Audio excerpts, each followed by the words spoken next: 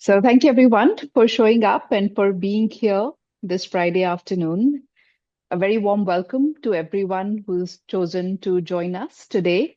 Welcome to this session, which is a part of the DEIA Catalyst program's ongoing effort to promote inclusion, to promote accessibility in the workplaces. The format for this session is that we begin with best practice sharing. Sorry, give me a second. All right. So we begin with a best practice sharing by our esteemed panelist, Aradhana Lal from Lemon Tree Hotels, followed by a panel discussion where Aradhana will be joined by our second guest this afternoon, Shaumita Basu. Audience will have two opportunities to come in with your questions. One is post the best practice sharing, which Aradhana will do. And the second will be once we have completed the panel discussion. We invite you to put in your questions into the chat section and we will pick it up at the appropriate time. If there is anything that you need from our side that will enable you to participate fully in this session, please let us know and we will do our best to support you. Let me begin with introducing our wonderful panelists. We have with us Aradhana Lal, who is the Senior Vice President, Sustainability and ESG at Lemon Tree Hotels. Aradhana is a TEDx speaker and leads sustainability ESG initiatives at Lemon Tree Hotels. The company's strategy is to build an inclusive employee base and has been hiring employees with disability, EWD, for 17 years. The goal is to take this to the current 18% to about 20% in 2025-26. Today, there are about 375 employees with disability and about 1,200 economically and socially marginalized employees, making it a total of 18% of opportunity deprived Indians out of the total employees. From co-leading recruitment of EWDs, leading new initiatives in the disability space, to running internships with people with Down syndromes, autism, as well as trials with visually impairment or low vision, in addition to speech and hearing impaired, acid survivors, and others, which the company hires regularly, Aradhana has contributed significantly to this space. I now welcome our second panelist, Shaumita. Shaumita runs an award-winning fashion brand, Zynica, which makes fashion inclusive by designing collections that cater to all, particularly people with visible and invisible disabilities and the elderly. Shaumita uses her lived experience of an acquired disability at the age of 32, along with her experience as policy researcher and communication strategist to drive inclusion as an entrepreneur, consultant, and storyteller. From advising companies on DEI-related compliances and inclusion solutions to being the recipient of prestigious awards, including Global Honeybee Network Creativity and Inclusive Innovations Award, as well as being a speaker on TEDx, CNBC, NDTV, etc., she has more recently published an anthology of fairy tales retold from a feminist DEI lens. With that, welcome Aradhana and Shaumita. And I will be moderating today's panel. I host the session today. I am Ruchira Gokhale, and my pronouns are she, her. So we would like to begin with Aradhana sharing progressive practices, as well as sharing her experience of enabling inclusion and accessibility at Lemon Tree. So over to you, Aradhana. Thanks a lot, Ruchira and the whole team at DI Catalyst. And hi again, Shraddha. We're going to walk through a short presentation because that's the easiest way to tell the story. That's the beauty of it. So if I'm going to share the example of Lemon Tree Hotels being an inclusive employer, I need to show you something visually. And since we're doing this virtually, nothing better than a well-made video by Apple. So thank you, Apple, for this. To tell that story. I mean, isn't it incredible? Did you see the lady with no arms? Did you see the person who was not able to move anything below his neck and therefore had to use just his voice to do what he had to? And did you see the other person? Like, it's incredible. I'll show you on the slide who's who. I'm sure you'd like to know. I'll just share the presentation just a minute. And you guys, you must look at this video again. It's available on YouTube and it's got a good beat. Like I said, I'm a fan. Tell me when it's on slideshow, please. It'll just take a few seconds.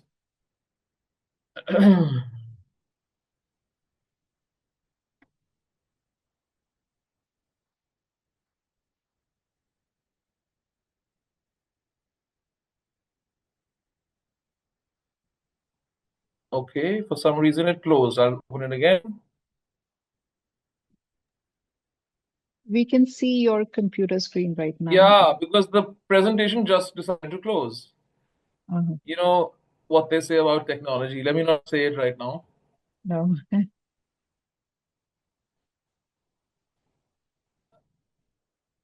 I had it open, I had it ready, everything, but you know how it is. it's here. I just We want to see put it it on now. slideshow so it's easier. Now is it on slideshow? It is. Okay, great. So, what we were looking at right now, this uh, film or AV is called The Greatest. It's by Apple, it's on YouTube. It is sung by the Marlia Choir, which is obviously an Aboriginal choir. That means it is a group of people who are marginalized in some way in society. It's a collaboration with Spinifex Gum, who's also a artist, a musician and an artist. Cola Boy is another musician and artist who has these disabilities, spina bifida, kyphosis, scoliosis, clubfoot. That means that person's ability to move his body is very, very limited. And you saw the pianist who is blind, Matthew Whitaker, and he performs. He performs all over the country, I guess. I follow him on Instagram. So the artists who performed this whole piece were themselves people with disability. Plus, they were showing the story of a little kid who doesn't cannot speak, of a person who doesn't have two arms, of a person with Down syndrome, and so on. Now, if they can do the everyday stuff, then how? Why not at Lemon Tree? Why not hire people and just assume that they can do everyday stuff, right? So a lot of people ask us, why does Lemon Tree believe in inclusion? We have actually looked at it as a business case. So when you look at it from the employee lens, there are a few thoughts. Then the brand lens also, which means from the customer's eyes. And there's one more angle to this, which is nation building. So what do we mean by employee benefits? When we were not hiring people with disability, which was before 2007, and you were very young at that time as a company, we were just looking at typical hotel school trained people and aviation school trained people and so on, like any other hotel company or hospitality company. When we opened the doors to disability, suddenly we were accessing a bigger talent pool. That was the idea, and it's true till today. When you bring people with different abilities into the team, someone is deaf, someone is visually impaired, someone has autism, someone has Down syndrome, a person is using a wheelchair, and so on, the kind of creativity that comes into the team is unique because this diversity has created a situation where each individual might have a different kind of strength. I'll try to share a very small example. A person who's deaf doesn't hear and doesn't speak. Due to this reason, their ability to visually keep track of things is much, much higher than any of us who are hearing and speaking. So, from the corner of their eye, they can notice some movement somewhere, they can understand something is happening. So, our customers, when the coffee shop is very, very busy, our customers know which are the deaf guys because they wear a certain kind of an ID card. And they try to get their attention because they know even if they were to raise their hand and wave it, that guy will see it faster than anybody else will see it. So, what an incredible outcome, right? But anyway, with this creativity, sometimes you find solutions to things which you wouldn't find if you didn't have a diverse team. Employee engagement is essential, and I know there are many SMEs on this session right now, and you must be also trying to build your teams and wondering how do I keep my team members engaged. They want to come to work every day, they are driven by something. Naturally, you have to help them grow, give them good salaries, give them a good career, naturally. But there are other things you can do as well. So, our inclusion has led to a certain kind of satisfaction and pride that they feel and they experience. And we are not saying this as guesswork. We participate in something called Great Place to Work. It's a survey, it's a global survey. And we feature in the top 50. In fact, in about 5 years ago, we were number 4 in India. We were just after Google at that time. It was really fun for us. And the reason people like to keep working in our company, because they asked that in the qualitative interview, is that because we are inclusive, they get quick growth. They said that. And then because we are inclusive, they feel so satisfied and so proud. So it's come out in a proper survey to us. Another interesting thing to note is, especially for HR people and maybe the owners of companies who might be on this call, is reduced attrition. So at Lemon Tree, we have observed that if the company's attrition is anywhere around 40 to 50%, maybe sometimes higher, the attrition of people with disability could be 20 to 25%. That's how it works. Because they don't get so many opportunities. So they find that if they're getting a good environment, someone believes in them, someone is training them, that I would like to keep working here. Why not? When you talk about the customer, that's what we mean by brand benefits. You talk about the customer who's never used you. When he hears about your inclusion work, he will say, let me try out this brand, let me try out this hotel. What are they doing? How come they're hiring people with disability? So it becomes like somewhat of a competitive advantage or edge. Some of them, or many of them rather, return. So that means they become loyal to your brand. And they will return not because you're hiring people with disability. They are returning because they are getting good service, whether you get served by a person with disability or without disability. So the standard of service is maintained no matter what kind of person you are. Some of them even go further and share their thoughts with friends, family, colleagues, or they go and write on Make My Trip, TripAdvisor, Go IBGO, wherever they may write, and put feedback there, which means they become your brand ambassadors. They recommend you. So these are the wonderful impacts we have seen. We never did this work for this purpose, but this was the unintended consequence, which was really fab. Nation building is easy. If in society there are people with disability, why should they not be in our company? Why not represent a slice of society? This will give opportunities to those who don't get it. It will help them have dignity, it will help them be independent. Now, some of you may not know Lemon Tree very well. We are the fastest growing company. We've got hotels in the upscale, mid-scale, and economy space. We started in September 2002, so it's been about 22 years.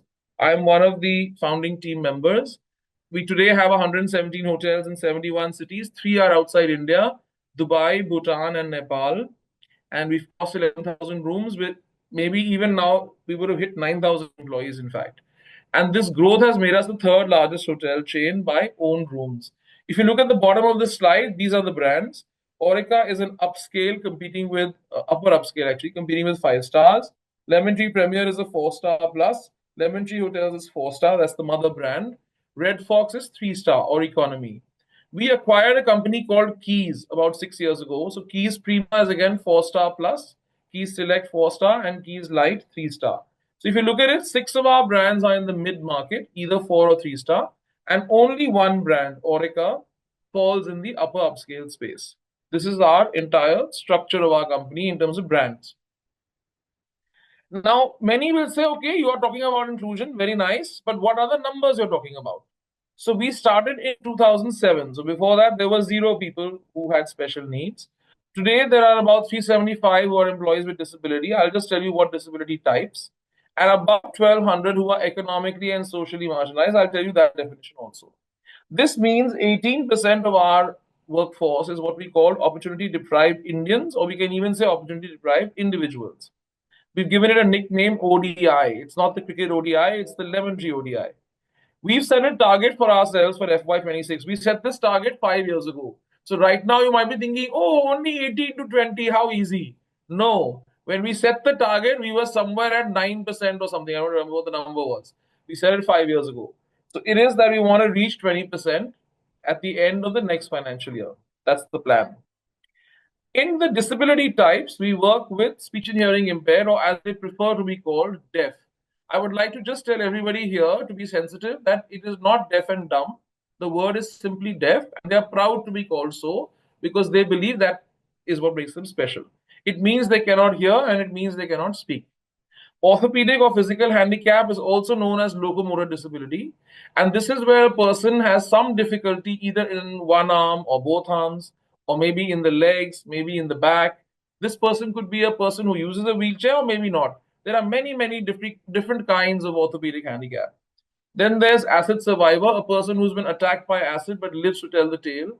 And this person has many issues because the acid will impact your eyes, your face, your mouth, your hearing. It can impact anything. And certainly it impacts you psychologically. So it is a disability we have to deal with very carefully with a lot of support.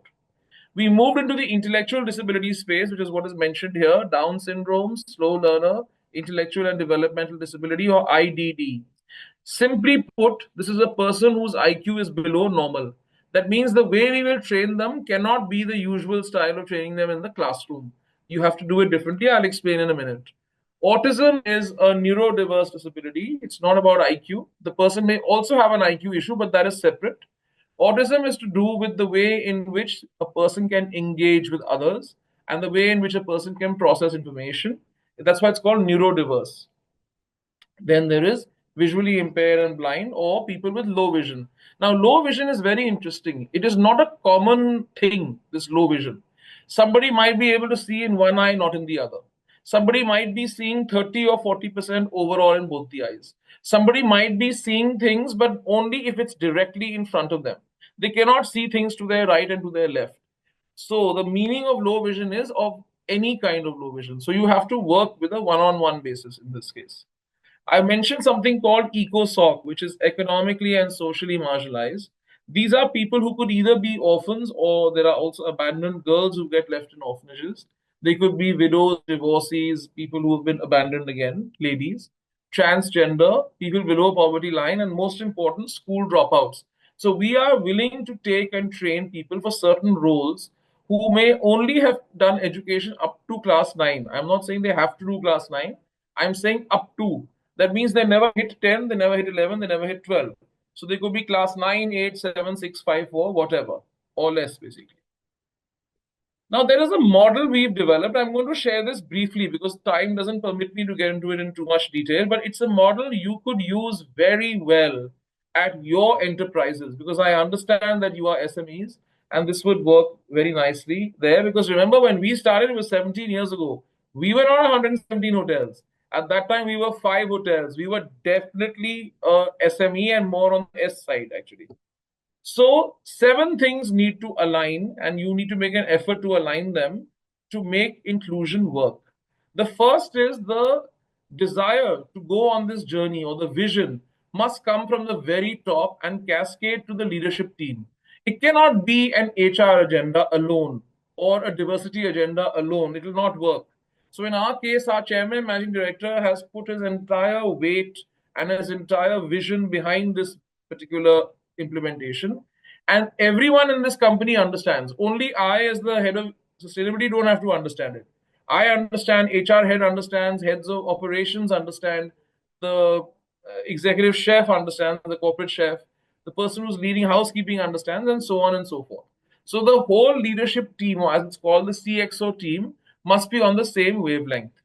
The second pillar is you need a dedicated resource, which is myself. And at this moment, I am dedicated to sharing a best practice with you. That's what I'm doing at this moment. Because you can't just give it to somebody in HR and say, you have 20 things to do in a day, here's one more, 21. You will do diversity and inclusion. It won't work. So a person needs to be focused on the sustainability and ESG agenda, and in this case, specifically on inclusion. The third pillar is sensitization. Just because the leadership team has understood why we are hiring people with disability, what I was explaining during business benefits, it doesn't mean our 8,500 or 9,000 employees understand this thoroughly. We must make them aware. We must sensitize them and allow them to understand why we're doing this. Second, they must know, as a team member or as a manager, how will I work with somebody who's deaf? How will I work with a person who's got Down syndrome, and so on? That means we have to explain what that disability type is all about and guide them that this is the way you can best engage with this person. So, guess what? The largest number of people with disability in our company are deaf people, because that's where we started 17 years ago. So, do you know that every employee, including myself, including our chairman, we know English, we know Hindi, and we know Indian Sign Language? All of us. We're all trained. So, this is something to keep in mind, because how will you work with deaf people if you don't know their language? So, sensitization involves these things. The fourth pillar is job mapping. I'll tell you very simply, it's a very long discussion, but I'll tell you simply. Job mapping means you take the role, any role. We want to focus on all the entry level positions. So, in the front office, in food and beverage, in housekeeping, in engineering, and so on, whatever is that base job role. You look at the list of the key tasks that that person has to do every day, say 25 things or 30 things. Then you take the help of your NGO partner who understands that disability. So there are different NGOs who work with deaf, different with autism, different with IDD, and so on. You take their help, they spend time on your premises, they observe how this job is to be done. So let's take the example of a staff member in the coffee shop. How does he welcome the guests? How does he seat them at the table, hand them a menu, serve them water, then come back and take an order or maybe guide them to the buffet, and then make sure the buffet is running properly, make sure the guest gets whatever he or she needs at the table. Later on, come and clear the dishes away. Then after that, come and bring the bill, take the payment, so on and so forth. So there are all these 30 tasks to be done. Our NGO partner will come to our premises, observe this over a number of days. You cannot do this in 1 hour. You will do it for 4 or 5 hours at a time, and you might do it for 4 or 5 days with some gaps. And because we are a 24-hour operation, it may not be true for your industries that you all are in. We want them to observe us sometimes very early in the morning, sometimes in the middle of the day, sometimes a little late in the evening going into the night, and sometimes through the night, because they need to see what is the pressure on that team, what's happening at the front desk at 9 a.m., what's happening in housekeeping at 9 a.m. They have to understand these things. So that is what job mapping is, because they're trying to see that if I take a deaf person in this role, can they do all these 25 tasks? Or are there two, three tasks that the disability will stop them from doing? If that happens, you should remove it from the list, because you put a person into a role which he cannot perform, he's a failure, his boss is going to fail, the team is going to fail, and it makes no sense. So, job mapping is to arrive at roles that a person with a particular disability can do after removing two, three tasks without the disability stopping that person. This is crucial to whatever you do. So, any of you who wish to go down this road, job mapping is crucial. Partnerships are evident. I just mentioned NGOs. Anything is a partnership. Working with an NGO, working with the government, talking to another corporate. Maybe you share ideas to companies who do inclusion. Or even a best practice sharing session like this, where I'm talking to a forum of people from different industries. All of this is a partnership, because the more we share this information, the more we will each learn from it, and we will be able to do better at inclusion. Pillar 6 is complex in that sense. It takes time, but it's very simple to understand.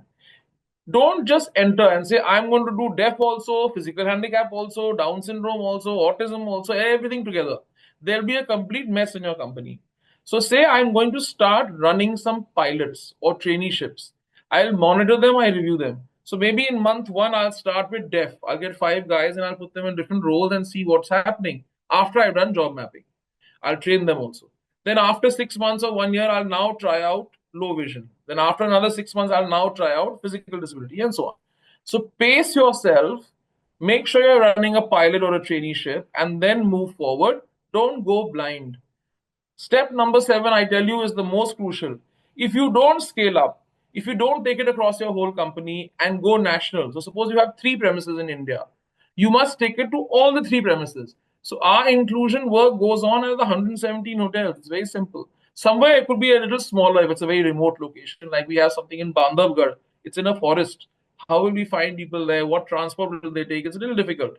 But in Delhi, Bombay, Bangalore, Hyderabad, Chennai, the whole place, it's going on at a very, very good level. This is the model. I can say much more, but I'm not doing that right now. And I want to tell you something. Please see what's happening to the frog. He's about to disappear down the throat of this stalk, but he stops it. So, what I want to say is never give up. No matter how long that process looks to you or how difficult, don't give up. I just want to share this, then I'll show some photographs after this. There is a training philosophy Lemon Tree already had before we brought the people with disability. That we will train in the classroom by first telling what that process is all about. So suppose you're training a room boy, a person who works in housekeeping, and you're teaching him how do you make a bed. So first you will tell him that you will strip the existing sheet and pillows, you will put them into a laundry bag and put them into the laundry section. You will then do a sanitization of the bed and a dusting, cleaning, all of that. Then you'll bring the new sheets. Then how will you tuck them in, so on and so forth. So you will tell them step by step what the process is. You can write it out, you can make a video, you can do lots of stuff. Then you will show them, you will demonstrate how this bed is made, physically show it to them. And then you'll make them do it back for you. So it's a very wonderful and simple training philosophy of tell, show, do. And obviously, you want them to do many, many times, so practice, and then you'll review it. This philosophy worked so beautifully for us in our inclusion work, whether it was people who had different kinds of physical disabilities and they were being trained in the classroom along with others, or it was the people with intellectual disability or autism who we could not train in a classroom. It's too complicated. But we would run internships for them, 6 months, 1 year, and you're teaching them on the ground. You're every day you are telling, showing, doing. This tell, show, do carries on. So I want to tell you it's a lovely philosophy and pedagogy for training. Now, just to share some photographs before I end, just for you to see what I'm saying is what we're doing also. So here's a girl who's an asset survivor. She works in revenue management, so she uses a computer, a telephone, and she doesn't have to come in front of new people every day because that becomes very tough for them. Here are people with autism. Now they are doing the housekeeping role where tasks are repetitive, very predictable, and step by step. So they really like that. The more you give them a predictable daily schedule, they are very comfortable and they can be very comfortable with themselves. They don't get into any kind of a reaction or a mood or anything like that, which is what people are worried about in the case of autism. Here's Down syndrome. They work with food and beverage. They also look for predictability and simplicity of the steps. They need a little more time to practice because their IQ is below normal. It takes a little time to get used to the whole task, but they are very, very happy and jolly and they like to be around people. So putting them in a coffee shop is a great idea. And you can see they're doing the stacking of the fridge and napkin folding. This is a person who's hard of hearing. The person on the right, you can see he has a earpiece, but he's studied and then see there are some roles like finance. He's in finance, so he has to be a BCom. We will not take a person who's a dropout in this case. No, unless you've not studied BCom, how do you know what is your role in finance? How will you perform your tasks? So some roles require higher level education and some don't. Then we've got orthopedic handicap, locomotor disability. There are many words for it. The person on the left is a person who doesn't have a right arm. The person on the top right is a person who's on a wheelchair. The person at the bottom right is somebody who works with crutches. You will notice that whatever task they are performing, their disability is not stopping them from doing so. And this was done after job mapping. Here are deaf colleagues. Can you see the use of hands everywhere? Because this is sign language. They're all speaking in sign language. This person is working alone. So a deaf person can literally do everything, any task, except answer the phone, naturally. Here are just some happy moments. Some of the team members, some of the managers standing at the back. And this is all of us as an integrated team. This is our lemon tree video. I will request Ruchira and team to share this with you later so that we don't take up the time here and you guys can see it. And that is the end of the presentation. I don't know if I took 20 minutes, I'm not sure. No, Aradhana, you did well on time, but even better in sharing all that you did. So thank you so much. Each time I see the lemon tree story, I'm inspired. Thank you for everything that you do. Thank you. I'm going to invite questions. I don't see anything in the chat, but anybody would like to raise hand and share their question based on what Aradhana has shared. You can ask challenging questions also, not just the happy one. I have a question. Malini here from Ability Foundation. Yes. Okay, we work with a lot of people with disability. Yes. Since you were talking about lemon tree, one thing I found is yes, you have a lot of employees who are disabled. But what we find challenging is when we have some events happening, we find it very difficult to get accessible rooms for people with disability. You're All right. the hotels have probably one room because it is required, mandated. But if we have, say, 5 or 6 people who are wheelchair users, it is difficult to get a room in any hotel. Yes, So I that's understand that. also I understand something, that. since you're from the hotel industry, I think that is something you will have to look at. Yeah. So I want to tell you there are many hotels around the world who are now trying to improve these numbers and not just do with the one room. They're trying to do 3 if they can manage, and some of them try to do 7 also. In our case, also we have a hotel with 7 differently abled rooms, and we have hotels with 3. But you're absolutely right. The majority will be 1, and that really makes it tough. And I think Shramita will share her experiences where she's traveled around India and other parts of the world, I think, where maybe she did face a challenge in this matter. And I What totally happens is agree with even you. in those rooms, but some people need their caregivers with them Yeah. always. So Yeah. it becomes a real challenge for us to find rooms that. Just to tell you, in our case, we make sure that every differently abled room is either a double room or a twin room. So you have to make sure that the beds are there. And it always interconnects. Always. We don't design it otherwise. Interconnects with another room which could be single, double occupancy, whatever. So the option is there. Suppose that person wishes to stay alone in this room and have the caregiver in the other room, that is there. Or in this room itself, there'll be another bed, or you can bring an extra bed. So we always work around that piece. Without that, Okay, it makes no sense because you cannot that's work without lovely a. to know. Yeah, And you another do thing, can. like I'm not saying this hotel, that hotel, but another thing we realize is the entrance is really user friendly. A wheelchair can go on. But from there, when you, No, no, but I must tell you, the laws around buildings are changing. There's okay, something called universal access yes, design, and we are absolutely required by law to do it. They'll not give us our hotel opening certificate and all, yeah? So don't worry okay. about that. Now lobbies are getting better. There No, might but be then the smaller numbers, hotels. Huh? numbers is what is No, becoming no. a, But let me tell you need to examine hotels that were built within the last 10 years, last 20 years, last 30 years, then you will see the difference.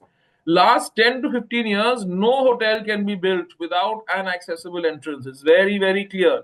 You build a guest house is a different matter altogether. The rules are different. I'm talking about hotels.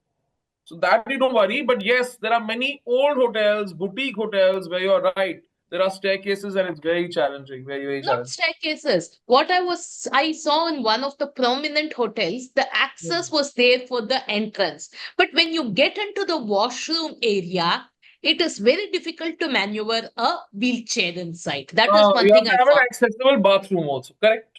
So, in the case of Lemon Tree, for everyone's knowledge, every hotel in the public area has an accessible bathroom. So, what I'd like to tell all of you is use Lemon Tree. Is what I want to say. Yes, absolutely. Thank you for that, Malini. And I have another question from Shine. Everybody is, of course, complimenting the insights that they received. Shine is asking if you could share what motivates a specially abled individual to join Lemon Tree. Additionally, do you ensure parity in compensation for them compared to other employees? Oh yeah, there's parity, absolutely. At that entry level position, there's parity, there's no doubt. And even the expectation from them. So we don't have a concept of a half day job. We don't have a concept of can I take more days off than the others. There's no such concept. So if everyone is working an 8 or 9 hour shift and they're working 6 days a week, our employees with disability are working an 8 and 9 hour shift, 6 days a week. Sometimes they have to go for some medical procedure, some this, some that. We will obviously be a little flexible on giving leave. It'll all be by the leave rules, obviously.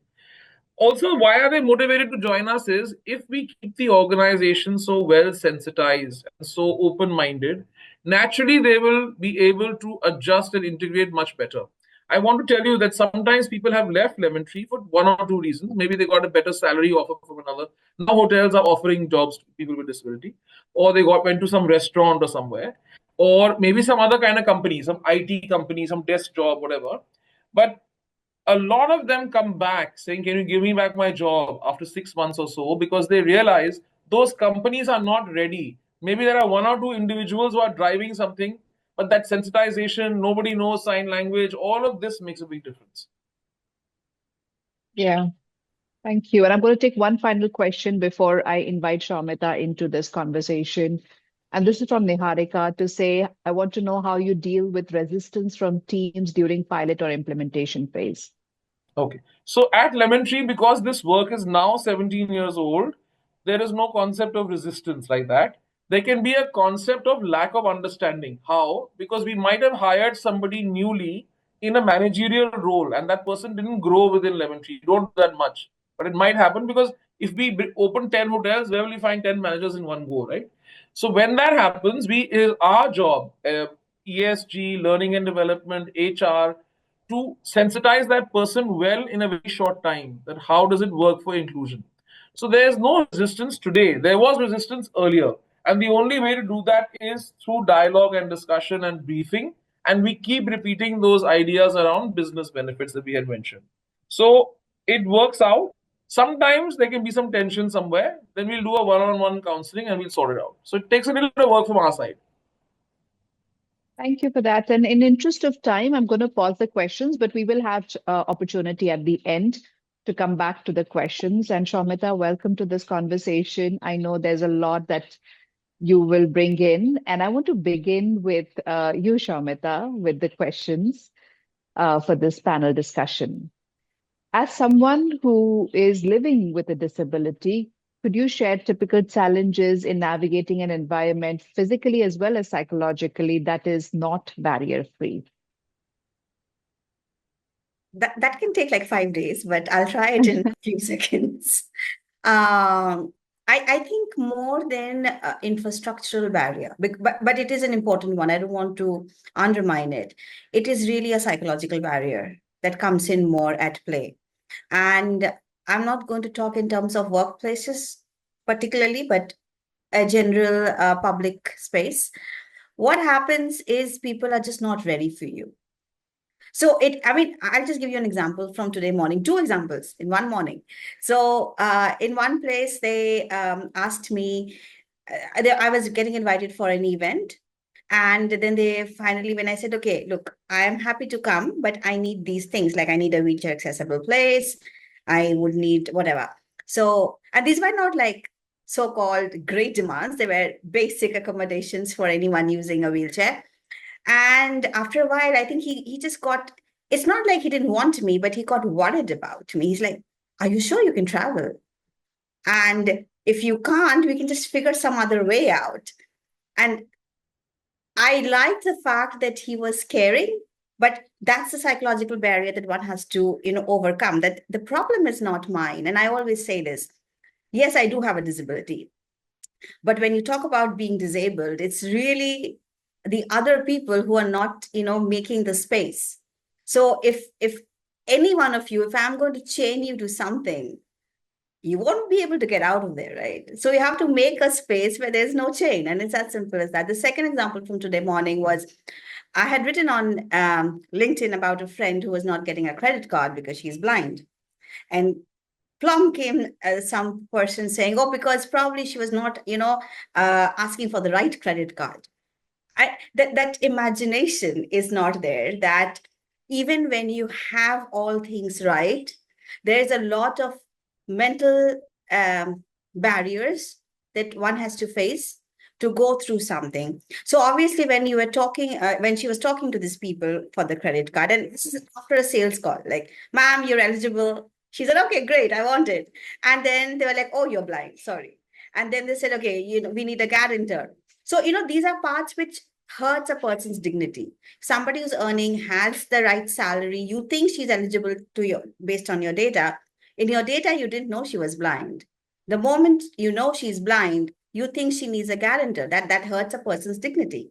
So I think when I don't feel like a human, that's the biggest barrier to any place. I have seen places who don't have the right infrastructure, but because they have an open mind and they were like, no, this is a problem we need to solve, they have been able to solve it, even if temporarily for that moment, and then they have taken up for a more permanent solution. So I think the intent, and I think Aradhana, when I heard her, the only thing I was hearing over and over again was that we have the intent to do this. So I think that makes it right. Thank you so much for that. And I know you and I have spoken earlier as well. And, there's so many incidents and stories that Shaumita can share, which are just a constant reminder of this. And Aradhana, I'd like to bring you in to talk about, although you did touch upon this, to say MSMEs, which are usually working with limited resources. How can these companies go about becoming more disability inclusive? My answer is going to be very short. It's the 7 pillar model. We were Yeah. also 5 hotels at that time, and it took us these 17 years to get to where we are, and that's fine. So, patience, gumption, and the 7 pillar model will get any organization of any size. So, if you're a 50-member team, if you're a 200-member team, it doesn't matter. In a 50-member team, obviously, you will get 2, 3, 4, 5 people. That's what you'll do. In a 200-member team, maybe you'll get 20, maybe you'll get less, maybe you'll get more. It depends. And each organization's journey will be slow or fast. It also depends on how complex your sector is. Yeah. So, suppose you have some financial services which are very high end and very complex, And maybe you need people to have certain kind of qualification. I've spoken to many insurance companies. There is some certification any person in the insurance sector has to pass. It requires a certain mental ability and so on. So if you've not studied up to a certain level, you won't be able to pass that test. Then you can't be in the insurance sector. It's a technical matter. It's like saying, can you make a person with any disability for that matter a pilot? It's a very important question. Maybe some disability can be accommodated, but for instance, a visually impaired cannot be a pilot naturally, and some difficulties like that. So it'll depend on that situation. But if your sector, no matter what your sector is, there'll be some role or the other you will find where something can be easily job mapped, as we say. So I don't wish to repeat, is basically what I said in that model. Thank Can I you. jump in with one, maybe two sentences? Yes. Is that Yes, there is please. always a inherent belief that being inclusive is expensive. That is not necessarily always true, especially if you're starting fresh. If you build it in your entire planning model, then it's even not expensive, you know. It's extremely affordable. What we need is to open up our minds and say, okay, how do we do it differently? Correct. Thank you. And Shobita, could you help us also understand the diverse nature of disability, visible as well as invisible? Yes, I think the one part where people don't necessarily always open up to the idea of a disability is when they can't see it. So after a while, even if somebody's deaf, for example, that's an invisible disability, but you can probably understand after a few minutes that, okay, this person is just not able to hear me. Now, similarly with ADHD or autism. And what also happens is when they see a certain kind of a movement, there is this tendency, not in all, hopefully, but there's this tendency where you think, oh, that person is just not intelligent enough to serve me or capable enough to serve me. And by serve, I don't necessarily mean in a certain position. I mean in whatever the position is. Could be a communication strategist, but that service is what I mean. Or won't be able to do what I wanted to do. Or, oh my God, that person is probably mad. I mean, that's a very common word people use for a lot of mental or intellectual disabilities. Is like, oh, you're crazy, you're mad. Now, what happens is, I'll give you a simple, I was at a sensitization training where I was facilitating it. And I was talking about invisible disabilities. The HR deputy head of the organization said, you know what, I cannot sleep. And I think that's my disability. And that doesn't help me function in the morning because I have to come exactly at 8 and just leave at 6 or 7. And so she has to lead a life which is meant not for her. And she has to really struggle at home with her kids, but also at office. And she feels like it's a miracle that he's risen to the position of a deputy head and probably will also be promoted next. But that struggle was so real. And I think when people start thinking of disabilities as a basic change in a person, then what an ideal person is supposed to be like, we will all realize that none of us are pretty much in that ideal state. I mean, you're wearing a pair of spectacles. I assume, you can't see very well with it, right? So all disabilities is actually a spectrum. You're like either completely perfect or completely disabled. But most of us are really in that spectrum, and it depends on where we are. And the moment we understand that, then, someone like you, Ruchira, you would be like, oh, okay, but with a pair of specs, I can do this. Someone like me would say, oh, with the ramp, I can do this, right? So it's just a matter of understanding that. And somebody with invisible disabilities, like pain, chronic pain is an invisible disability. So many people have it, more women than men. And there's also that cultural context where women are not taught to express their pains. So that becomes even more complicated. But then if you just say that, oh yeah, it's so common, I do get a neck problem every time I wake up on a bad thing. That's not a disability, but you can relate to the person. And you can just suddenly start making space for it. When you do that, I think one of the other things that happen, and some people have told me, I don't have real-time data on it, but apart from, rather than talked about retention. So apart from retaining, and I would love to see data on it if possible, apart from retaining people with disabilities, the workplace culture itself is thriving, right? It's a warm place, it's a good place to work. So maybe even the people without disabilities will want to stay in your organization much longer than they otherwise would, because that data we all have, where it's known that people leave for work cultures more than salary, people leave for managers more than salary. So you give it to them. Yeah, so that what I was mentioning about the GPTW survey and that satisfaction and pride, that basically is the same point you're making. Right, right. Yeah, and I have a follow-up question on that, Shamita. How do organizations go about identifying people with invisible disabilities, or even visible disabilities may not always be known? Yep. So, is there a voluntary disclosure manner? What's the best way to do that? So because the word itself has so much of stigma, and of course, I would be very happy if there is a world without the stigma.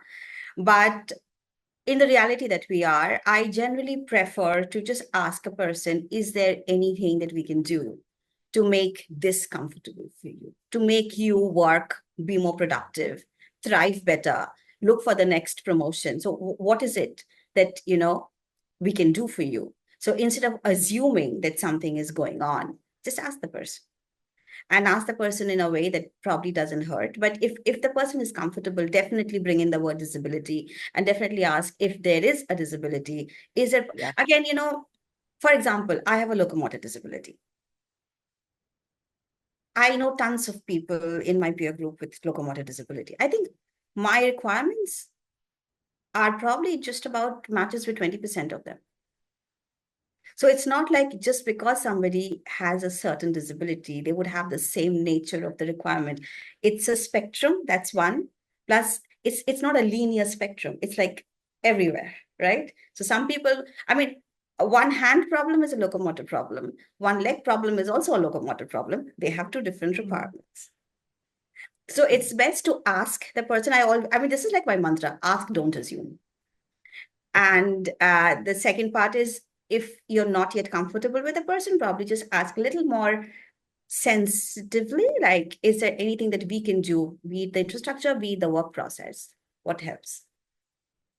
Sure. Thank you for that. And in your experience, Aradhana, how can leaders, managers, peers be allies to people with disability, and maybe even help us understand how you see allyship at Lemon Tree? So the concept of allyship is very easy, that I don't have that A, B, C, D situation happening to me, but I am willing to welcome and accept and treat as absolutely normal any person who has that ABC thing happening. Now, this could be in the area of disability, it could be in the area of education, it could be in the area of LGBTQI, it could be in any area. So, being an ally simply means कि मुझे नहीं है but मैं समझने के लिए ready हूँ, मैं accept करने के लिए ready हूँ. So, in a company like ours, where inclusion is the way we think, the way we work, it's in our DNA actually. Every manager is an ally. Like, we never went and trained someone and said, now, hello, from tomorrow you have an ally badge over here. It just occurred. I'm going to quote an example of what we all witnessed in Bombay on that November 26th terrorist attack on the Taj and the Oberoi. I was in Lemon Tree at that time, but I'm ex-Taj. The whole of the world was watching on TV, absolutely horrified as to what was going on and how those hotels were under attack. And the whole world was also watching and listening with absolute amazement and wonderment at how the managers in those hotels, regardless of their age, whether they were 20, 30, 50, the GM of the hotel, it didn't matter who they were, they were only and only trying to save the lives of guests. Do you know neither Taj nor Oberoi nor any other hotel company in this world has a training called when your hotel is attacked by terrorists, don't think about your life, think about the guest's life, okay? Like, they're not in the army, right? In the army, unfortunately, yes, they are taught that you're going here for India, and if you have to give up your life, you're giving it up for India, right? It's incredible. And there is a lot of dialogue that's happened between that year and this year about what made this happen.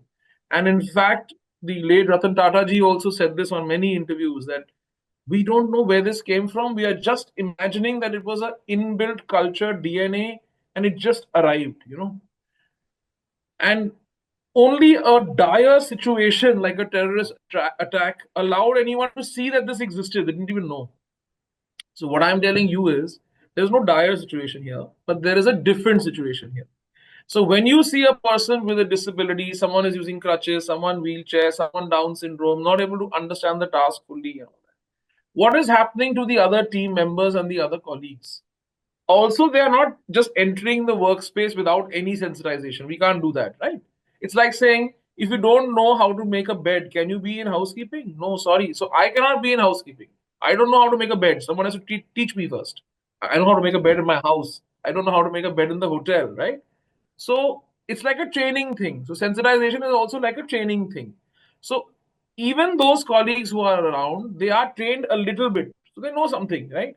But a lot of their own natural humanity kicks in. We've seen it, we've observed it, where they will step up when required and not in a derogatory way. They're not going to say, oh, move, you don't know how to do this, I'll do it. Yeah. Not like that.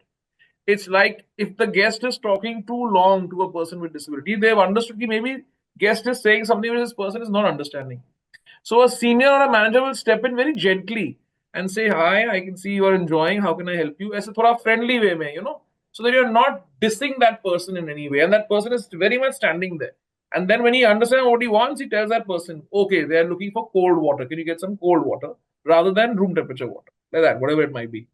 So I think it works like that. It's kind of inborn. It's stirred up by training and sensitization. I don't know what else to say. No, I think that's one of the most unusual takes on allyship that I've heard, and I'm going to keep Remember it. it? And I Yeah, think, yeah, you definitely, for sure. I feel it's a very beautiful thing to say that it's inherently there. Some of this just brings it out, and these are opportunities to bring that out as well. like I'm an LGBTQI ally for a really long time. I am not Yeah, LGBTQI, but I am an ally, and I will stand up for anyone who needs it, right? At any yeah, time. So it's cool for me, and I've been like this since I was 18. My mother, father never told me anything. And my mother, father didn't know what LGBTQI was. Imagine. So like that.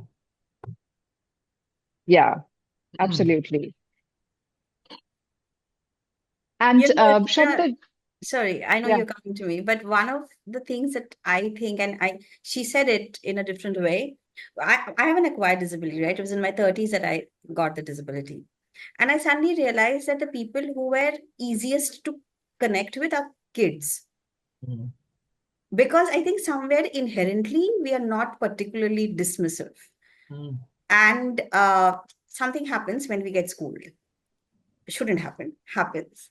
And then this whole sensitization thing again needs to pick up. Uh, Probably for me, the dream is that, we start getting educated in spaces where there's no special education versus regular education. There's this one place, where we do it. And probably then this allyship and all of this is just like a natural way of being around people. Yeah, here's a very good absolutely. example. I want to tell you, my nephew, who's now 18, when he started his school, so he was whatever age he was, he went to a school here, step by step in Noida at that time. Now he's in Bombay. And that school is very inclusive. So they have people with disability in the classroom, but they also have a special cell. The reason for that actually is sometimes it's so difficult and they need that extra time and patience. So you have to keep it separate. So my nephew's ability to understand and accept someone who's different is kind of inherent because he was, I don't know, 5, 6, 7 years old, whatever time he went to school. And he's just been seeing that every day of his life. So whether it was a Absolutely. performance on the stage, whether it was the annual day, whether it was a sport, whatever. Naturally, if you have to play the sport professionally, you'll have to make sure the teams are different or whatever. But the point is, to him, it's very natural. The idea of the everyday, basically. Correct.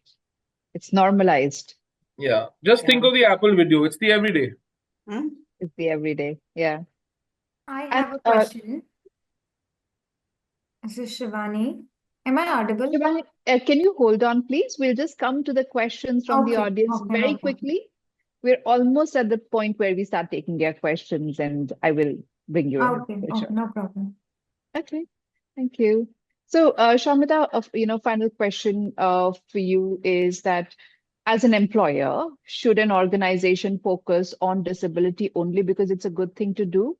And as a consumer, does it influence your choice whether the company is known to be equal opportunity employer?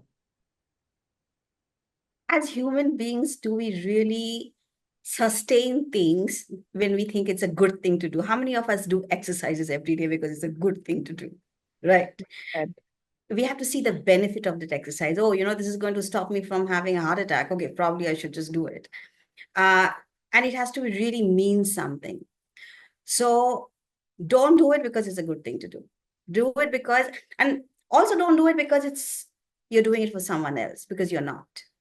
You're benefiting from it. And I loved it that Aradhana opened her presentation with that space where it's a business case.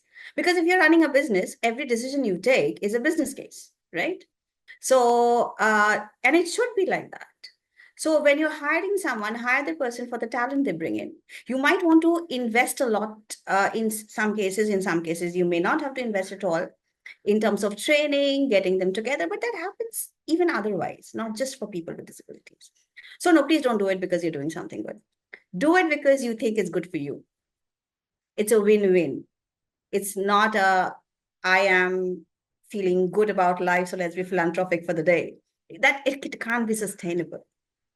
I think, and I'm speaking out of turn here, but I think Lemon Tree has been able to do it for 17 years and running and expanding that work because they see that it makes sense for them. So it has to make sense to you. And the other part is about, where it's about the consumers, you're saying. See, Aradhana has covered it, so I'm just going to repeat it. We might come to you because you're good, but if your service and product is not good, I'm not going to keep coming back to you. Simple. And it works brilliantly because I feel like people will only when a person with disability can do the work with potential can that place be respected, right? Otherwise, then it becomes a bichari or bichara syndrome, which is not what we need. You might need to make accommodation for the disability, but not for the talent. And never do that for the talent. I don't. And I'll give you a very simple example. For my clothing, I do work with people with disabilities, like not just as consumers, but also as the artists around them and the workers. And I've been very conscious about it. So I'll tell you something where I benefited from it. I was going mad about making a block print somewhere and it had to be hand blocked. And people were saying, okay, it will take so much time and this, we're not sure because handwork is not always perfect. And I was like, you know what? Let's work with an NGO who works with people with autism. And they are probably looking for work. And if they are by chance trained in block printing, I'll have the best block printing ever, probably better than machines. And that's exactly what happened. So I was not willing to compromise on my work just because I wanted people with disabilities to be a part of it. I just ensured that someone who's best at it can do it, and there's no questions asked. The other thing that happens, the same thing that, when their environment is warm, your non-disabled staff also doesn't leave, right? Because they like it. If the environment is warm, the customer also feels that I would like to go back to a place where I feel good. And that works out almost all the time. Yeah. Having said this, I also want to say that it is what I loved about Lemon Tree, and I've been there a couple of times, is that they don't hide their people with disabilities behind some place. We are doing this, we have the numbers, you can't see them because it's not nice to see. That's not there, right? They are wearing the badges which tells the customer, okay, this is my problem if they're deaf, like, I can't talk, but there's a writing pad or stuff like that. Now that makes it a human connection just at the reception itself. She hasn't paid me to say this thing, so don't worry about it. And so, the moment I'm at the reception, I don't even have to go up to my room or the cafe or something. I can see that this is a place where it's easy to be and it's safe to be myself. I may not have a disability, but especially probably women would feel it more. But we are always trying to make sure we are feeling safe. And you feel safe in an environment like that. So even if it's not just hotels, even if it is, let's say, a retail shop, you would want to feel like that. And that's what is going to bring you back. So when you ask a customer, why did you go back there? They're not going to tell you, oh, because they had people with disability. They will say, I felt good. Why? I felt safe. Why? Oh, it was warm. Why? So you keep asking like a 5 whys, and maybe on the 10th answer, you will say, oh, because I saw that that guy was there and nobody really was upset about it. But the first reaction is, I felt good. And that's what it is. Beautiful. Thank you so much. And my final question, Aradhana, I know you've touched upon this, but how have you seen the Lemon Tree journey as a disability-friendly employer impact business and innovation? So we don't have any research or something where we can directly say, did it impact the price we are selling each room at, or did it impact our occupancy, or did it impact the guest satisfaction scores? There is no model, or maybe there is, but someone needs to develop it. We haven't put our head into it to link inclusion to business results. It's very, very hard. There are two things that can, three maybe, that bring something forward. One is the attrition numbers being different for people with disability. Second is that when we do qualitative feedback from an HR perspective, what the other team members say, like I told you about GPTW, satisfaction and pride. And the third is what customers say. Now it's incredible. If you look at the feedback we get on TripAdvisor or on the guest satisfaction form of Lemon Tree or on a direct email to our chairman or a handwritten letter or something, they are talking about all kinds of things, good service, bad service, all of that is going on. But one topic they won't fail to talk about is the inclusion work. And when they talk about it, they'll say, we are so happy to see that this work is going on. And what is even more amazing is we didn't even know this person was deaf or had some disability because he was doing his work like any other person. Now, that is the biggest compliment for us. Yeah.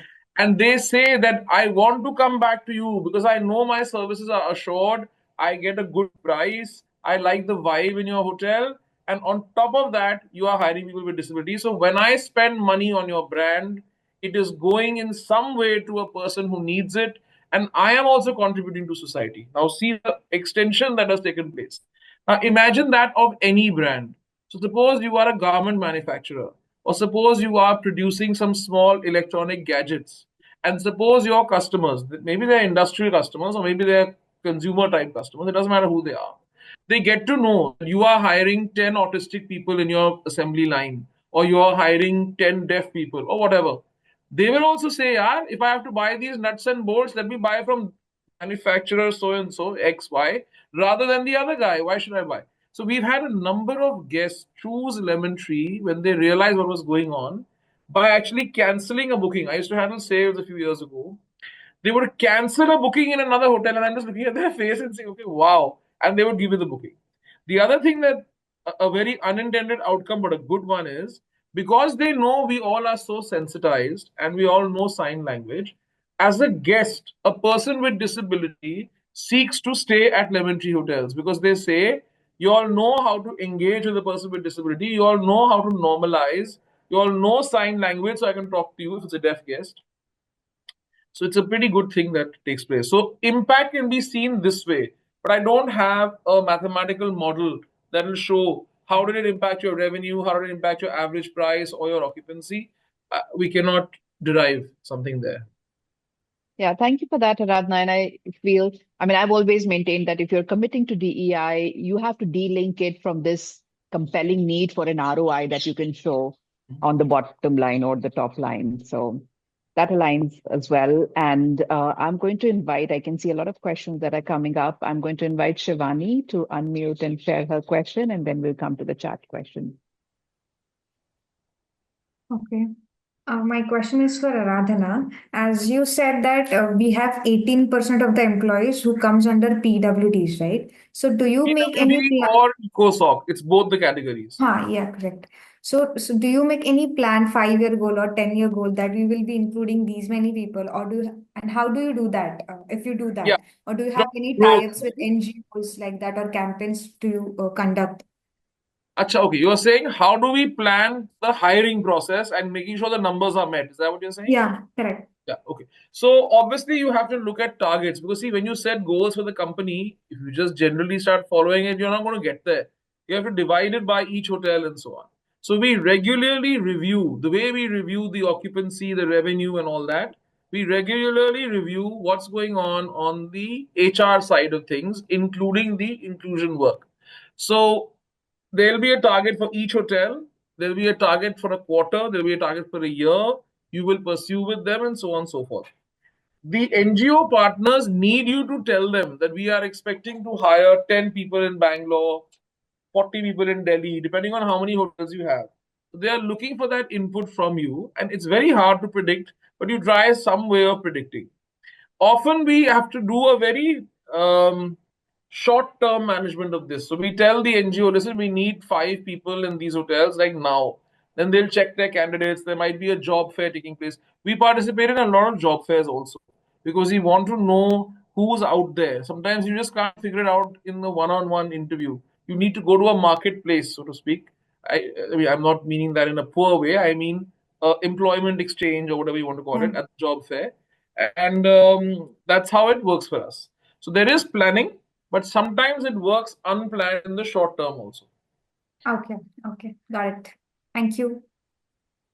And there's another question, Radha, that I will just build on, and I'd like you to respond. And of course, Shamta, you can come in as well.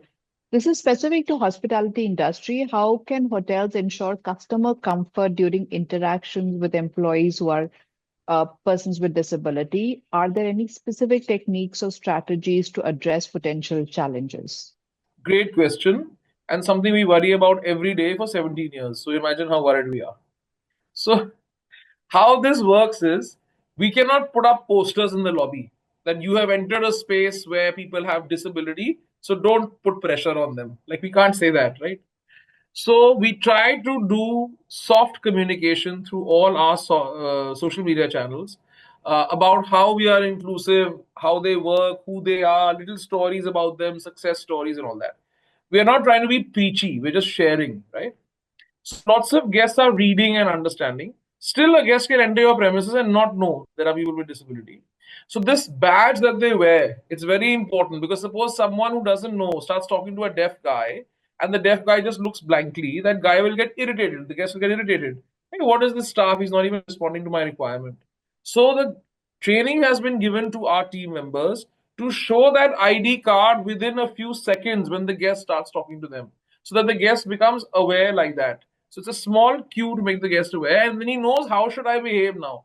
We are not expecting that the guest is going to learn Indian Sign Language. It's not possible. But we will at least be able to tell him that you can write down what you want, and the guy understands.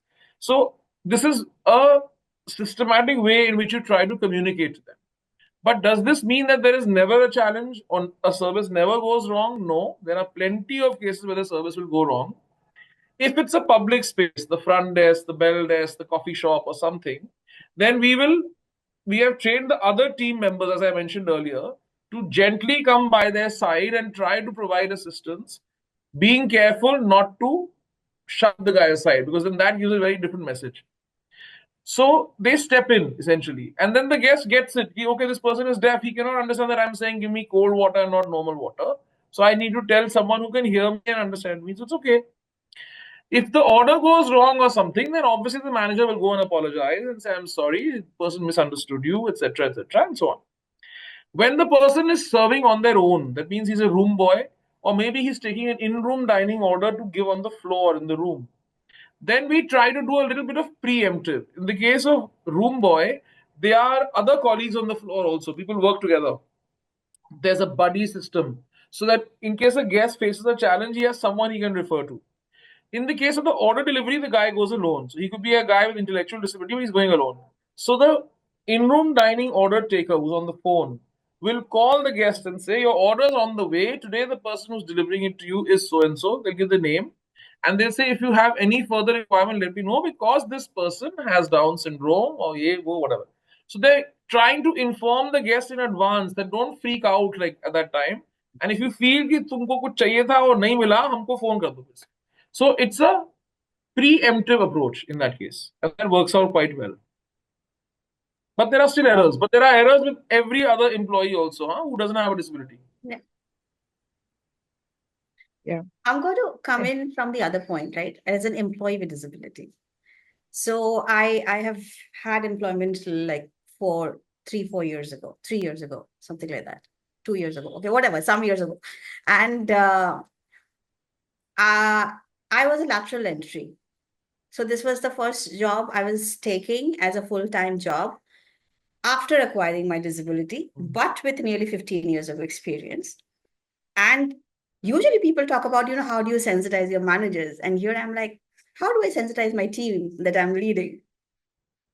And the other thing that happened, so I was also client facing.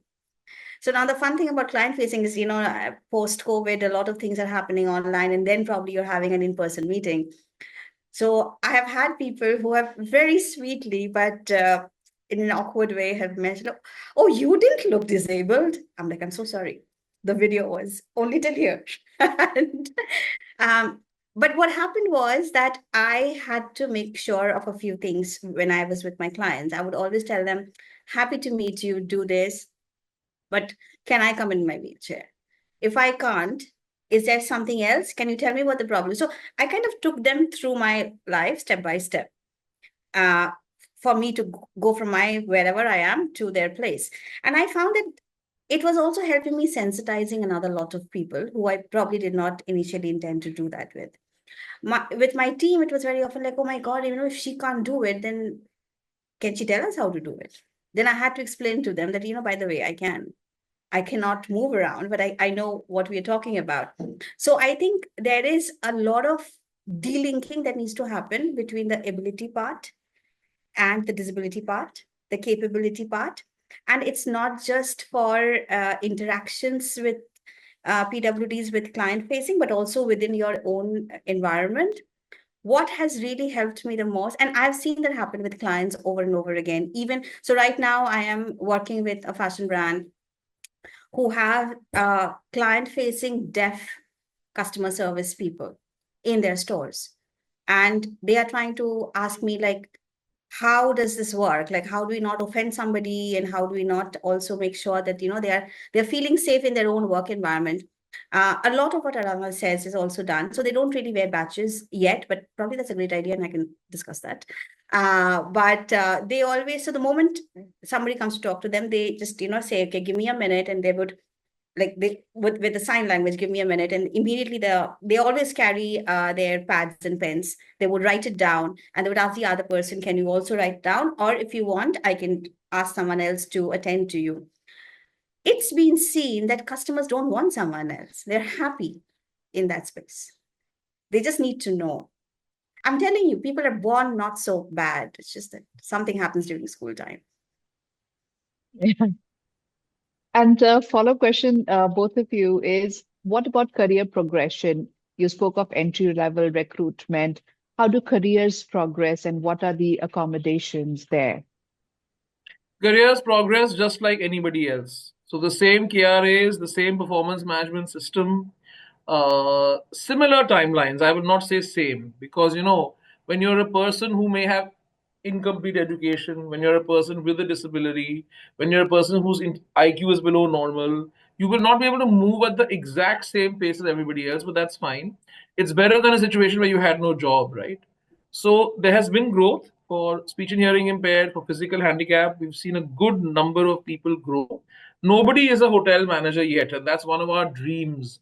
Imagine if our hotel has a hotel GM who is either deaf or has a physical handicap or any other disability. How beautiful would that hotel be? And imagine the sensitization level of that hotel. We have also managed in the last 4 years, before that, we had not managed to promote people who have IDD, but a lower level of IDD, which means that their ability to understand is quite high. But they have moved from like an associate level to an executive level, not managerial or anything. But the duties have changed, the responsibilities have changed. That's really nice. And we've done that with about 3 people, I think. So that's good. So it's part of our HR system, it's part of our performance management system. I have had a terrible experience finding jobs at my level. Yeah. Who would pay me the way I used to be paid and at market parity. And that often is because people are so used to thinking that, oh, we will do something good for somebody, and we will bring them in and we'll train them and we'll do something else. Then the very concept that somebody's coming trained is like, now what do we do? And it's also very often, like for someone like me, I cannot go to office from 9 and sit till 5 and get my productivity out. If required to go to office, I will probably go at 9. I will take a break every few minutes, probably every 2 hours. I'll probably lie down during lunchtime, and I don't mind getting out at 7 o'clock.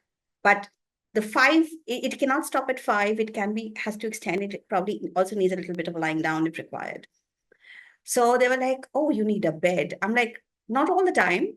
During the time I'm lying down, and most large organizations, they would have like a sick room or something. Happy to use that. So they had to understand the sick room is not necessarily for the sick people. It's also for people who needs that extra accommodation. So that had to be understood. However, even at the time of hiring at any level, I always urge during my sensitization programs, never ask a person, what can you do? Ask a person, what do you want to do? Isn't that the regular question that people ask for non-disabled people when they're hiring?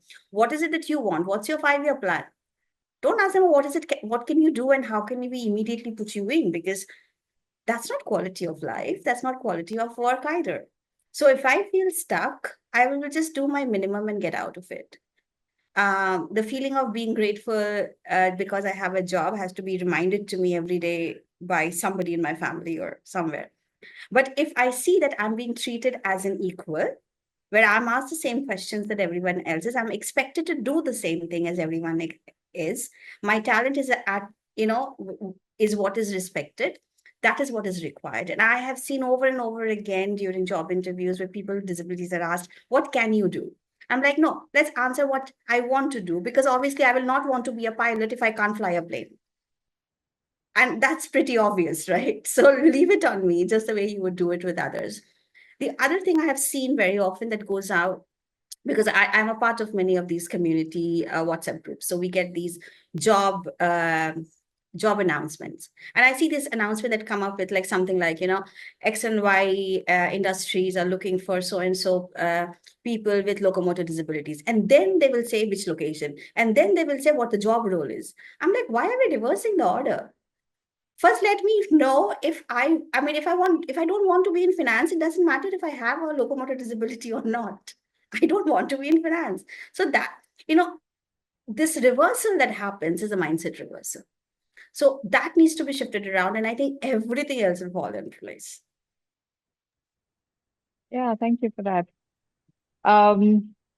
Any other questions that I have missed? Anybody would like to come in with a question? We have about 3 minutes remaining. I can ask a question. I'm Smita from PwC. Hi, Shamita. Hi, Aradhana. Hi.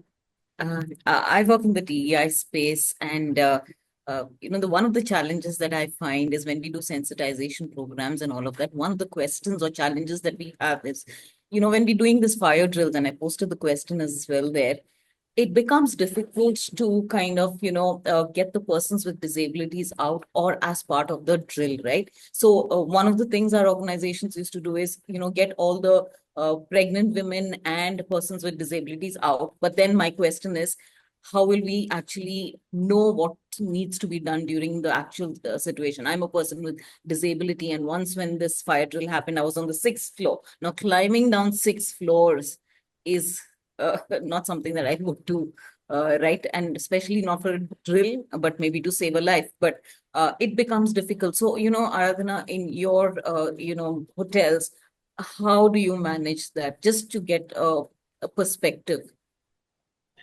Before I answer, I'm going to first make you visualize something, okay? Yeah. So you hear an alarm. It's a fire drill. I'm in the corporate office, so I'm on the floor, the corporate floor. I was walking from one room to the other at that time, and the alarm strikes. It's a unplanned, na? Like everybody doesn't know what's going to happen, obviously. Okay. So then I see people, and we know the sound of that alarm. So I see people all rushing. Somebody wants to pick up their laptop or their phone or whatever it is and move towards that exit. And I see one assigned person running in the opposite direction, okay? Opposite direction of everybody else. So I was like, wow. And I knew exactly why she was running. She was running because there was a visually impaired person at that time in the sales team in that next room. So her role and her training was to run and reach the visually impaired guy and then walk speedily out with him in the same line with everybody else. And she did it. And I was really, really happy to see it. So the people in charge of the evacuation plan have to account for who is present in those premises. So if it's our corporate office, if it's a particular hotel, etc.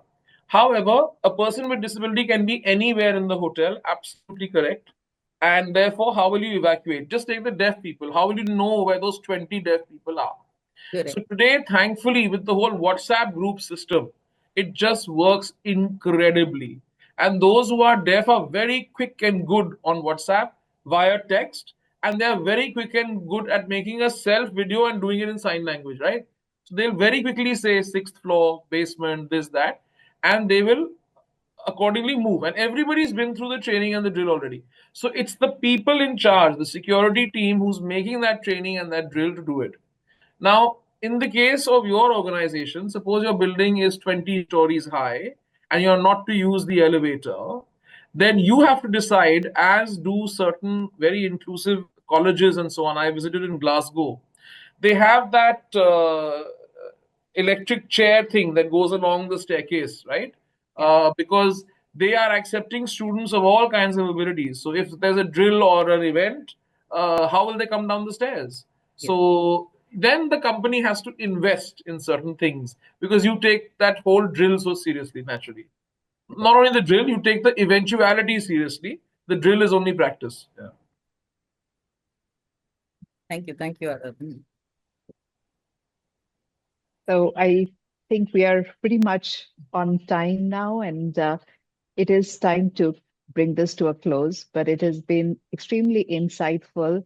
And thank you so much, Ramita. Thank you, Aradhana, for being so generous. And what I'm really going away with is it is essentially a lot of calling to our inherent humanity and empathy, and that becomes a start point. From there, a lot can flow, right from investments to making it happen. And that's a mindset. It doesn't matter what size of a company you are, it matters what size of a mindset you are bringing to that company. Thank you once again, and thank you for everyone who made the time to join in. Thank you, and have a very good rest of the day. Rucha, I just want to tell you, if you do receive feedback, whether it's on this chat or otherwise, do share it with us. You can mask the names. You don't need to know the names. Just for us to know, and I would like to share it internally also. You can hide the names just to see that, okay, people have this to say, right? Absolutely. Super. Love Super. to know that. Yes. Yeah. Thanks, everybody. Thank you, everyone. Bye-bye. Bye. Everyone. Thank Thank you so you. much. Bye-bye.